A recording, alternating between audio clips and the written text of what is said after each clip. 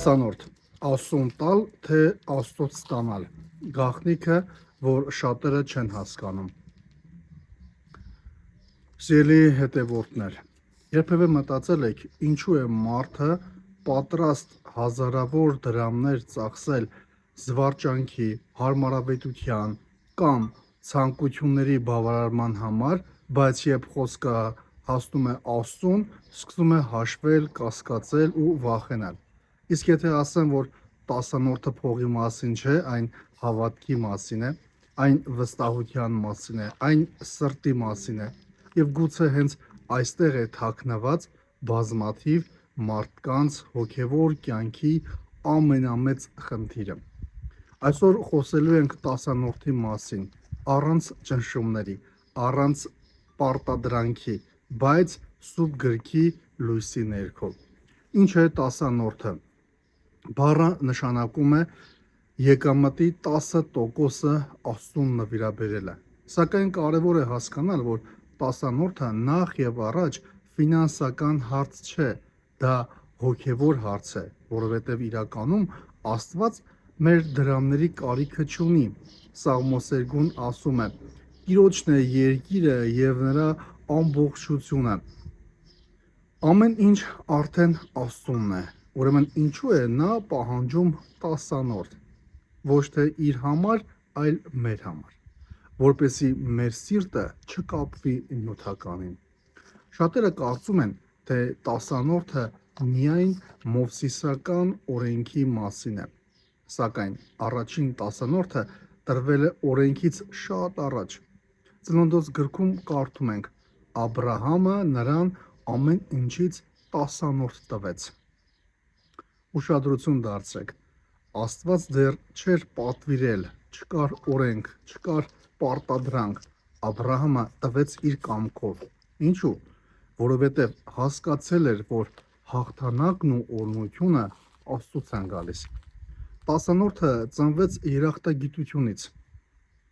Ավելի ուշ Հակոբը նույնպես ասում է. ինչ որ ինձ տաս, դրա տասանորդը 10-րդ մասը քեզ կտամ։ Նա աղքատ էր, փախստական, անորոշ ապագա ուներ, բայց նույնիսկ այդ վիճակում նա հասկացավ Աստծո հետ հարաբերությունը միայն ստանալը չէ, պետք է նաև նվիրել։ Տասանորդի մասին ամենահայտնի հատվածներից մեկը Մաղաքիա մարգարեի գրքում է գրված. ամբողջ տասանորդը բերեք շտեմարան եւ փորձեք ինձ այս բանով, ասում է զորությունների Տերը, թե արդյոք չեմ բացի ձեր համար երկնքի պատուհանները։ Սա բացառիկ խոսք է։ Գրեթե ոչ մի տեղ Աստված չի ասում փորձեք ինձ, բայց այստեղ ասում է։ Ինչու՞, որովհետև խոսքը վստահության մասին է։ Մարդը հաճախ մտածում է, եթե տամ, պակասելու է այն։ Աստված ասում է փորձիր եւ տես։ Ոմանք ասում են տասանորդը 5 կտակարանում էր, բայց եկեք լսենք Հիսուսին։ Սրանք պետք էր անել եւ մյուսներն էլ չթողնել։ Հիսուսը չի դատապարտում տասանորդը, նա դատապարտում է կեղծավորությունը։ Փարիսեցիները տալիս էին տասանորդ, բայց չունեին ողորմություն, արդարություն եւ հավատ։ Հիսուսի խոսքը կարծես սա լինի. միայն փող մի տուր, սիրտդ էլ տուր։ Իրականում առաջին քրիստոնեական եկեղեցին նույնիսկ տասանորդից ավելի էր տալիս։ Գործք առաքելոցում կարդում ենք. ոչ ոք իր ունեցվածքը իրենը չէր համարում։ Առաջին քրիստոնյաները չէին հարցնում քանի տոկոս տանք, նրանք հարցնում էին ինչպես կարող ենք ծառայել Աստծուն։ Այսինքն նոր կտակարանը նվազագույնի մասին չէ, այն առատաձեռնության մասին է։ Եկեք հասկանանք, թե ինչու է տասանորդը կարևոր։